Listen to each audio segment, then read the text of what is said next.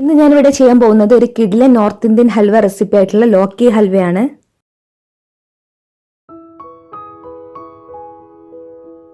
അപ്പോൾ ലോക്കി എന്ന് പറയുന്നത് ചിരങ്ങയാണ്. അപ്പോൾ ലോക്കി ഹൽവ ഉണ്ടാക്കാനായിട്ട് ഞാനിവിടെ നല്ല പാകമായിട്ടുള്ള ഒരു ചിരങ്ങ എടുത്തിട്ടുണ്ട്.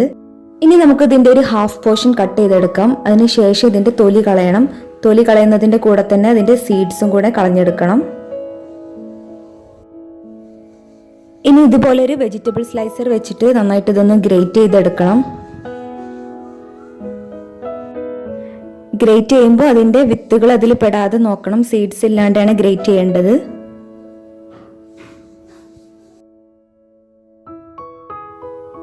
അപ്പോൾ ലോക്കി ഇവിടെ ഗ്രേറ്റ് ചെയ്ത് റെഡിയാക്കി വെച്ചിട്ടുണ്ട്. ഇനി നമുക്ക് കുക്കിങ്ങിലോട്ട് കിടക്കാം.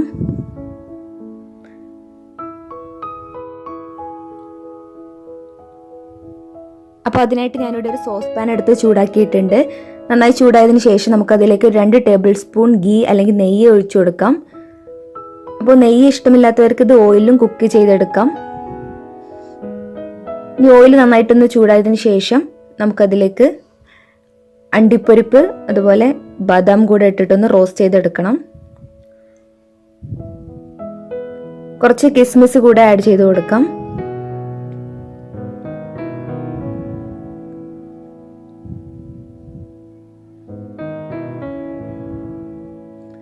ഇനി ഇതൊന്ന് നന്നായി വറുത്തതിന് ശേഷം നമുക്ക് ഈ നെയ്യിൽ നിന്നും മാറ്റിയെടുക്കണം.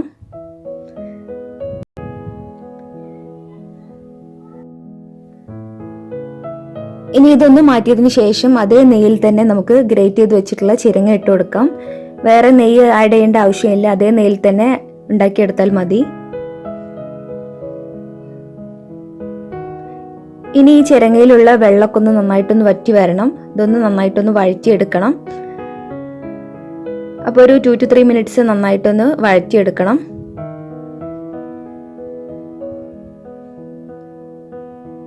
അതിനുശേഷം 1 ഗ്ലാസ് മിൽക്ക് ഒഴിച്ചു കൊടുക്കാം. 1 ഗ്ലാസ് പാലിലാണ് ഇത് വേവിച്ചെടുക്കാൻ പോകുന്നത്.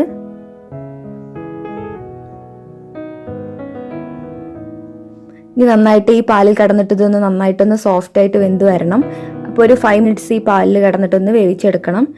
വേണമെങ്കിൽ നമുക്കിതൊന്ന് അടച്ചു വെച്ചിട്ടൊന്ന് വേവിച്ചെടുക്കാം.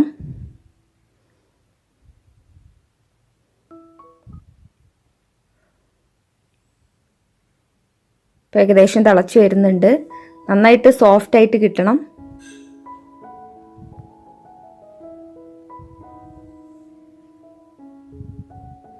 ഇനി നമുക്ക് ഇതിലേക്ക് ഒരു ഫ്ലേവറിന് വേണ്ടിയിട്ട് ഏലക്ക ഇട്ട് കൊടുക്കാം.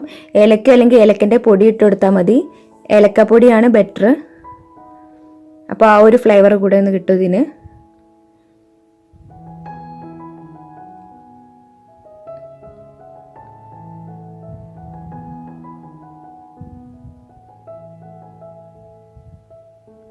ഇനി ഇതിലേക്ക് ഒരു ഗ്രീൻ കളർ കിട്ടാൻ വേണ്ടിയിട്ട് ഒരു ആർട്ടിഫിഷ്യൽ ഗ്രീൻ കളർ കൂടെ ആഡ് ചെയ്ത് കൊടുക്കുന്നുണ്ട്. ഒരു ടേബിൾ സ്പൂൺ ആഡ് ചെയ്യുന്നുള്ളൂ. ഒരു 1/2 ടീസ്പൂൺ ആഡ് ചെയ്താൽ മതി. അപ്പോൾ ഈ സ്റ്റെപ്പ് ഓപ്ഷണലാണ്. നിങ്ങൾക്കിത് അത്ര ഹെൽത്തി എല്ലാം തോന്നുന്നുണ്ടെങ്കിൽ ഈ സ്റ്റെപ്പ് സ്കിപ്പ് ചെയ്യാം. നല്ലൊരു ഗ്രീനിഷ് കളർ കിട്ടാൻ വേണ്ടിയിട്ടാണ് ഗ്രീൻ കളർ ആഡ് ചെയ്തത്. അത് നന്നായിട്ടൊന്ന് മിക്സ് ചെയ്ത് കൊടുക്കാം. ഇനി ഇതിലേക്ക് മധുരത്തിന് വേണ്ടിയിട്ട് നമുക്ക് ഒരു 2-3 ടേബിൾ സ്പൂൺ ഷുഗർ ആഡ് ചെയ്ത് കൊടുക്കാം. നിങ്ങളുടെ മധുരത്തിനനുസരിച്ച് ആഡ് ചെയ്താൽ മതി ഷുഗർ. ഇനി ആ ഷുഗർ നന്നായിട്ട് ഇതിലൊന്ന് മെൽറ്റായിട്ട് വരണം.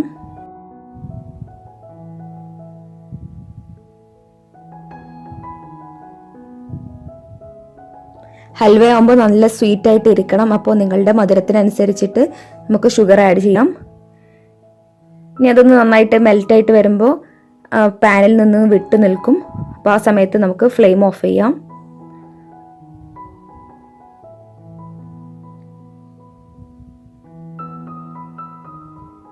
നന്നായിട്ടൊന്ന് മിക്സ് ചെയ്ത് കൊടുക്കാം. ഇപ്പോൾ പാനിൽ നിന്ന് ഏകദേശം വിട്ട് വന്നിട്ടുണ്ട്.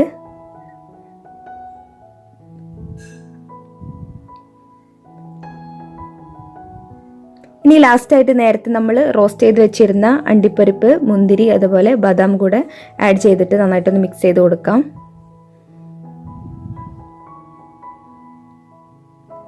അപ്പോൾ നമ്മുടെ ലോക്കി ഹൽവ റെഡി ആയിട്ടുണ്ട്. ഇനി നമുക്ക് ഫ്ലെയിം ഓഫ് ചെയ്യാം. നമുക്ക് സർവ് ചെയ്യാം.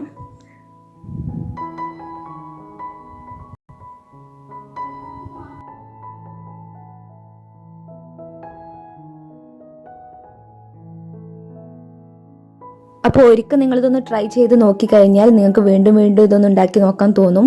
അത്രയും സ്വീറ്റ് ആയിട്ടുള്ളൊരു ഹൽവ റെസിപ്പിയാണിത്. അപ്പോൾ കഴിച്ചു നോക്കുമ്പോൾ ഒരിക്കലും ചിരങ്ങയാണെന്ന് മനസ്സിലാവില്ല. അപ്പോൾ കുട്ടികൾക്കും മുതിർന്നവർക്കൊക്കെ തീർച്ചയായും ഇഷ്ടപ്പെടുന്ന നല്ലൊരു ഹൽവ റെസിപ്പിയാണ്.